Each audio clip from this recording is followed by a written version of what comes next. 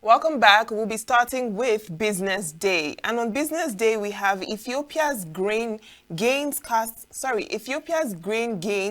harsh highlights on Nigeria. FGI centralized tax collection to boost transparency. Enugu Air mulls operations to UK, US, China, and others. And now to the Blueprint newspaper. On the Blueprint, we have no going back on nuclear test ban in Nigeria, says Shettima. Says judiciary central to strong, vibrant capital markets. Be consistent in court rulings, SEC boss charges judges. All right, you can find other headlines on the Blueprint, such as savings from fuel subsidy removal helping infrastructure funding by Tinubu. Okay, and now we're moving on to the Daily Independent newspaper. And on the Daily Independent, we have U.S. reduces non-immigrant visa for Nigerians to single entry 3-month validity. Senate begins probe of NMDPRA CEO as lawyers' protest enters day 2. Still on the Daily Independent, doubling Nigeria's milk production in 5 years unrealistic, says experts. JAMB announces 150 cutoff mark for varsities admissions. You can find that on page 7. Why we adopted ADC instead of forming new party by Babache Lawal.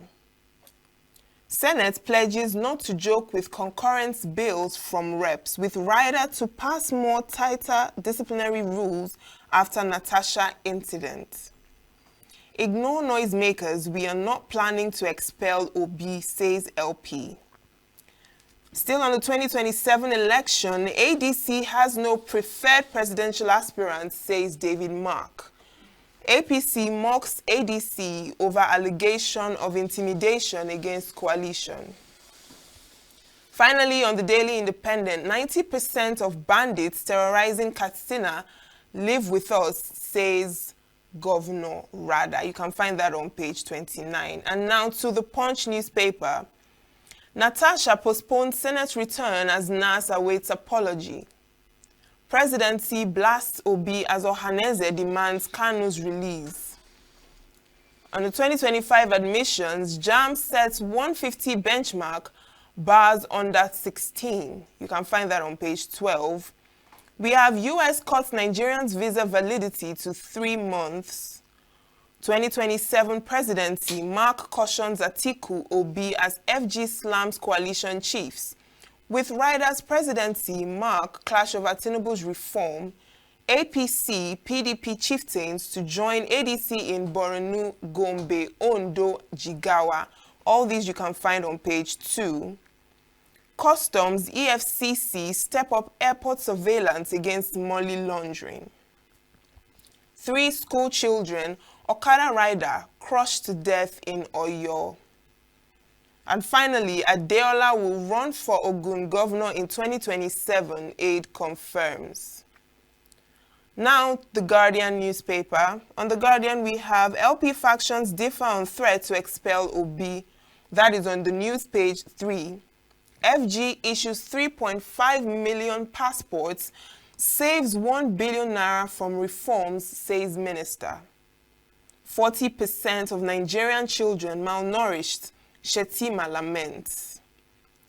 Autonomy, varsities fume as FG fixes 150 cutoff mark, 16 years admission age. All right, ADC rules out preferential treatment, bars presidential aspirants from public declarations. Oshun, Huriwa stages protest, demands suspension of council funds. Reps seek to increase seats to 552, allocates 10% to women. NAFDAC uncovers expired chemicals, additives worth 1 billion naira, arrests 3 in Lagos. And US halts multiple entry visa for Nigerians, reduces validity to 3 months. And that is it on the Guardian newspaper. Over to Nigerian Tribune. We have Oluibadan CC CCI president says Ladoja hail fit as 21-day mourning period for Olakunle begins. That is on page 16. Dangote refinery reduces fuel price again. Ex-depot price now 820 naira per litre. Recovered fund from corruption cases channeled into NEL fund, consumer credit scheme and others, says EFCC.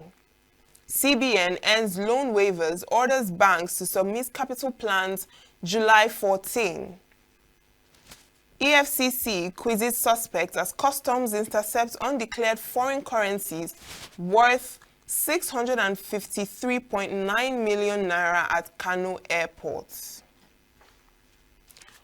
And over to the Daily Trust newspaper. On the Daily Trust, we have questions over Tinubu's 2027 campaign posters.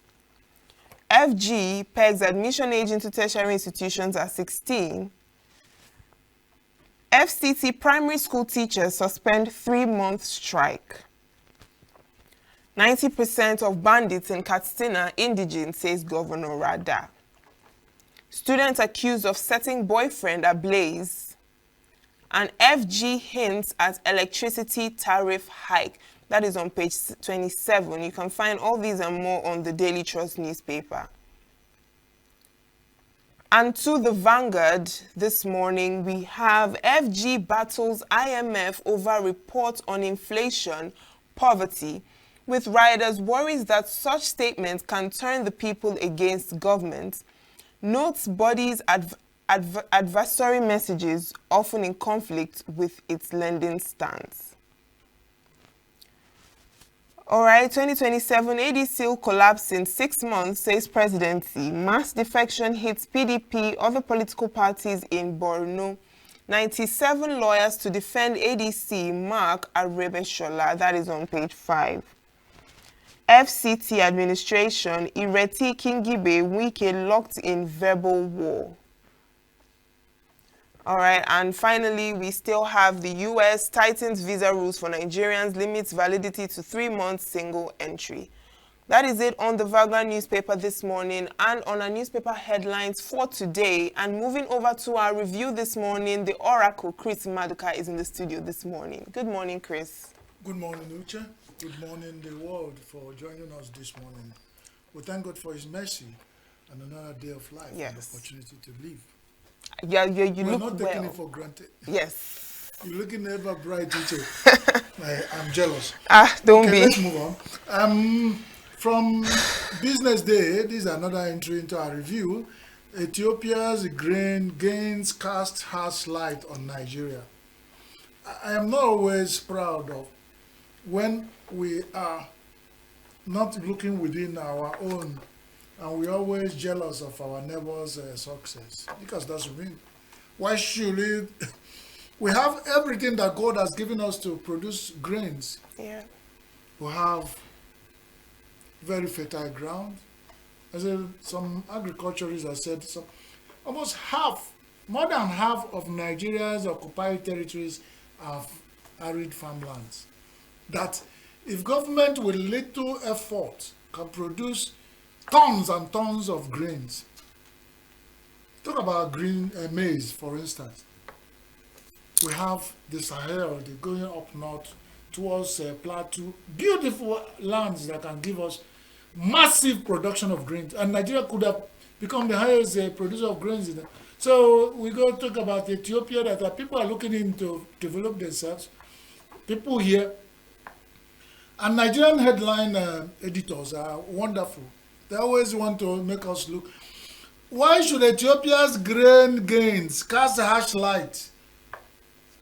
Nigeria should look and not look at my neighbor's garden looking greener. Go and make your own green. Where are the Ministry of Agriculture? What are they doing? All the professors of agric in over massively universities in Nigeria turning out agric graduates. What are we doing with them? We set them on non-employment for years. Some of them will go to youth service camps. When we served, we used to have NYC farms that produce almost what the NYC for that batch. So imagine now that we have almost 10 batches of NYC. Some people will be waiting for NYC, they forget. They wait for NYC for 4 years, they won't go. So it take them 4 years to graduate and wait for NYC to serve 4 years, and they add it 8 years of unemployment, come back, and still nothing happens. And Nigeria cannot develop our Greek. It's shame. Whatever is the cause, we all share because we are Nigerians. So let us stop casting harsh, whatever. The fact is that our Greek sector has not performed, and God has given us everything. I wonder, what are we looking for? Who will Ethiopia come and borrow us? They told us that what is that country that came to Nigeria to collect palm nuts, and now that the highest exporter of palm oil, and Nigeria is still there. Quite unfortunate. Well, it is. All right, now another recurring you said on that newspaper, said FGI centralized tax collection to boost transparency. Yes. No, FG don't want they regularize it. Let every Aboro collect. At the end of it all, they go and give. In some states in Nigeria, tax collection is in the hand of Aboro. So whenever they return to the states, they take. So FG can as well. Why are they going to the newspaper to tell us this?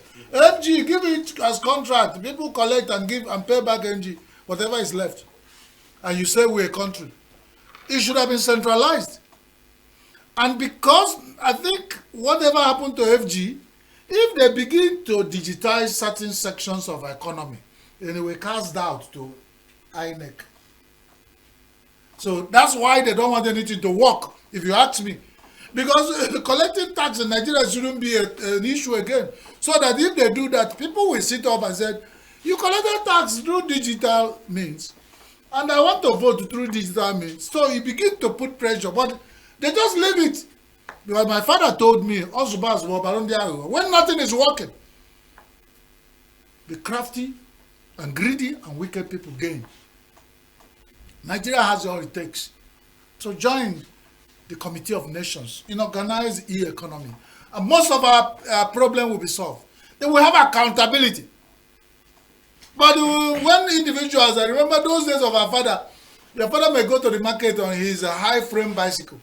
Before you know it, they will tell you the tax collectors has taken your father to the local government to go and see the divisional officer. And every village will collect money to go and bail your father from. Is that what Nigeria should be in 2025? A federal government, they're not ashamed to tell us they want to centralize. Don't centralize it. Give it me. I will collect and give you. All right, now another recurring headline today is the U.S. Cutting Nigerian non-immigrant visas to 3 months. Now, of course, this will definitely affect a lot of things, both travel, education, business relations. So, but that is only for non-Indian who are just visiting. Yes. If you are a student and you get admission and you have proven record that is legit, they give you to the duration. But if you are just visiting, they say for first entry you must stay in. They give you for the first time 3 months, which is not too bad. Now, what happened is that if we are in a country of diplomatic relations, you do me, I do you, no people. So why are we sulking? A lot of people want to come to Nigeria, despite if you go to Nigerian embassies across the world, a lot of people want to come to Nigeria. And Nigeria, let's be very frank, is one of the most difficult places to secure visa to come. So why do we expect other countries to drop visa at the doorstep for us to go? People are watching us. We are not alone in the world. The record shows Nigeria, diplomatic missions abroad, make it difficult for people to visit us. So why are they crying America? Must it be America? In fact, let America even cut the visa. Let's stay back. Why are we jackpot? Because why are we running away to go to greener places and leave this place? So who will develop this place? If more of these people who are jackpot are here putting pressure on federal government and the National Assembly, probably something would have changed. But everybody, hey, you just go. So, and the people who are left are doing nothing. Well, it takes two to tango. Well, this is our nation, and some of us that have not left, we are still talking. Probably, maybe because we don't have money to jackpot, that's why we are shouting. But someday, whatever it is, since we are here, we have doing something. Remember my story of the tortoise. Whatever we are scratching the surface so that the people will see we are making effort. Because the chicken said, when the hawk swooped and took the child away, the roast, He said, I am shouting for the world to hear my voice, not that the hawk will release my roast that has taken away. So that's what we are doing. The federal government, hear our voice, change some of the policies that will appearing on our newspaper headlines that we do not much appreciate. Yes, and still on that, we have these varsities agreeing to 150 as cutoff mark and then 16 as the new what entry Nigeria age. is giving emphasis is not our problem now. Listen, if it's not about corruption that has started on the head and touched the tail, nobody in Nigeria will be to university before 16 years. Check it now. Nigeria have a system of education. No, this one they are talking about, they are the cost. The ones who have a facility to check from nursery school, they put a child in university. For us who cannot afford it, your child must go through nursery school, go through primary school, go through university or any tertiary institution. Before that age, no child in Nigeria at our level of development can be in primary school below 6 years. So if you check the additional 10 years, in fact earlier, you cannot graduate from Nigeria, to go to university before 18. Because you have 12 primary, 6 years here, 6 years here is already 12. If you add it 6 years before you get to, from nursery you get to primary, it's 18. All these things is because there's corruption. People who can afford it can even go and buy everything for their children and then they don't pass through the process. And if a child is born in Nigeria and we have a registration of birth, you go to university, even when they start, they say university. You can't change the rule at the end. If I'm gotten to that age before 16, you didn't stop me from nursery. You didn't stop me from primary. It's at the university you want to put full stop. Then you are doing what they call useless regulation. We have educational system. We set the age where you go to nursery school. We set the age where you go to primary. You set the age where you go to secondary, all that secondary and then university. You find that the JAMB doesn't need this. JAMB should go and put themselves of corruption and stop setting age. And Nigeria do not need this. This is not what we need now. There's so much hunger. Some children are out of school. Nobody's talking that. And they are setting rules for the privileged ones who can afford to go to university. Let our National Assembly visit the villages to see how many children that cannot even go to nursery. I'm talking about university. We are leaving the substance and pursuing the shadow. Shame again, I will say. When they ask Nigeria now, they say this is an achievement. Achievement can be described, it can be rated. There are kind of achievement you make in Nigeria and it will be swallowed into our problems.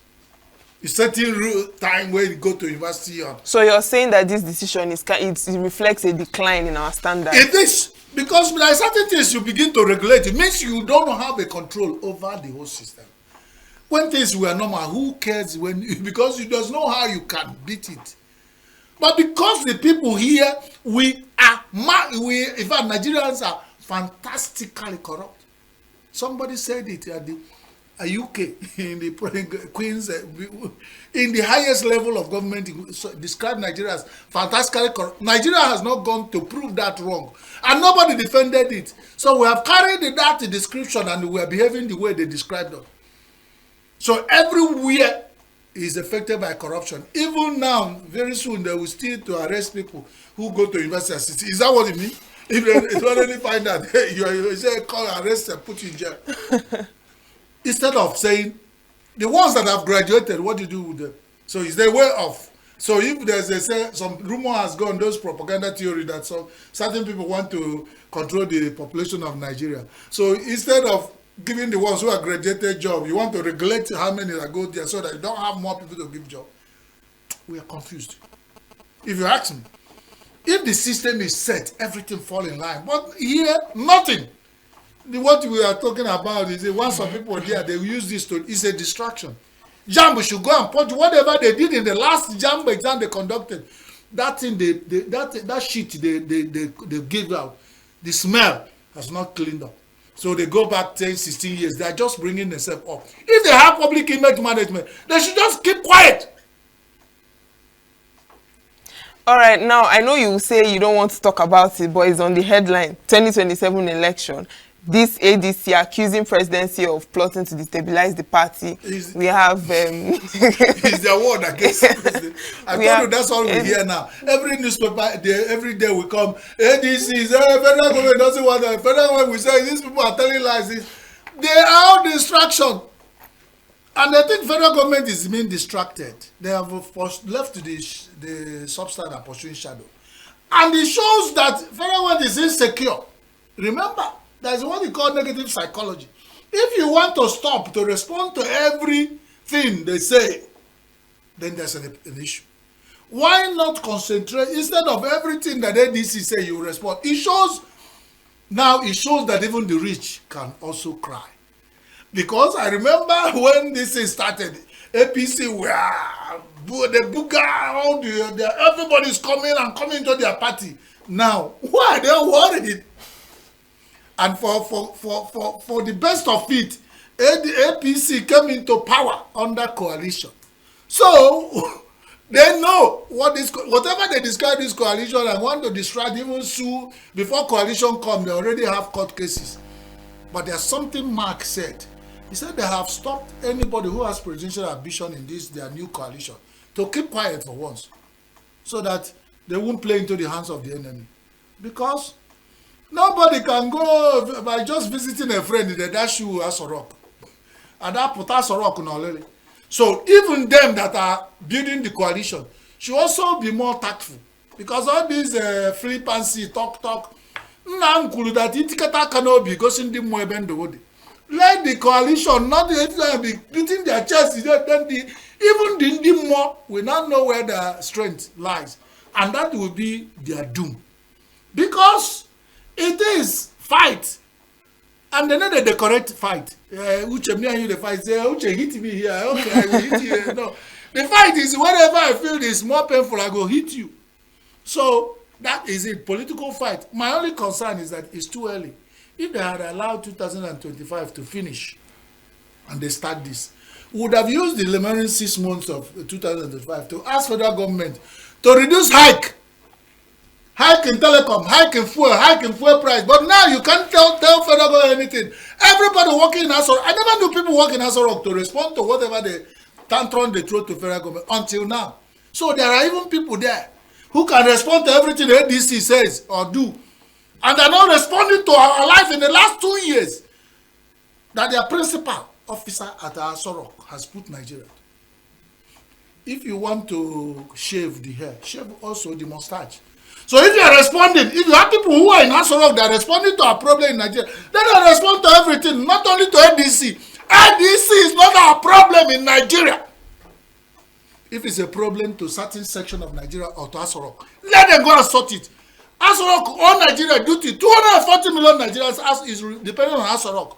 If they miss that track, then something is wrong. Their insecurity becomes very clear. Hey, that even they are afraid. That's the only what I'm saying. All right, and another headline here is the governor of Katsina is saying that 90% of the bandits in the state are indigenes. They live among them. And we've also been, the newspaper headlines we've had a couple of days now have been killings, people, terrorism and all of that. The Igbo proverb said that Aguno, that is internal battle, is more dangerous than external. Because the rat that is inside the house, we always go and tell the one outside where the fish is kept in the room. And that is a very big revelation as the so-called chief security officer of that state. That means the security agencies of Nigeria should call this man close enough to say, oh boy, this thing you talk, if not true, lead us. But let him not pretend. Whatever for this chief executive officer of a state to say this, he must have some facts, because governors can't say this to the hearing of the globe without facts. So meaning that we are a problem known is half solved. If they are internal living with you, that one can, in fact, that's the most dangerous one to fight. So the security agency somewhere in Anambra State, the governor of Anambra State, I think he visited abroad and he was addressing some group of people. He said something close to this, that 95% of people arrested for kidnapping and killing in Anambra State are Anambra State indigenous. Or he said Igbo. And that brought a new dimension to whatever we are seeing about ethnic profiling when it comes to insecurity. And we're going to make effort to bring some securities to analyze that on this station. If it has become that even a governor of Anambra is saying that, it's not this the ethnic profiling, believing that there are some ethnic group in Nigeria that are doing this, that is even this, people who are Igbo are doing this, then so a governor up north is saying the same thing. Then it's another issue that the federal government should begin to look at, meaning that that whatever is happening to us is from us. So we'll look at what is causing it. Why should we have internal battle when most of our citizens have become disgruntled and are killing their own? Something must have happened. And the federal government owes us a duty to find out why this. Well, Uche, you said the time is up. Yes. I see it on your face. So our time is up. Let me yes. find another thing to do because Nigeria's while I know they end one day. Exactly. Thank you, and God bless Thank you, Nigeria. Chris, for your review this morning. See Nature TV. News in your pocket.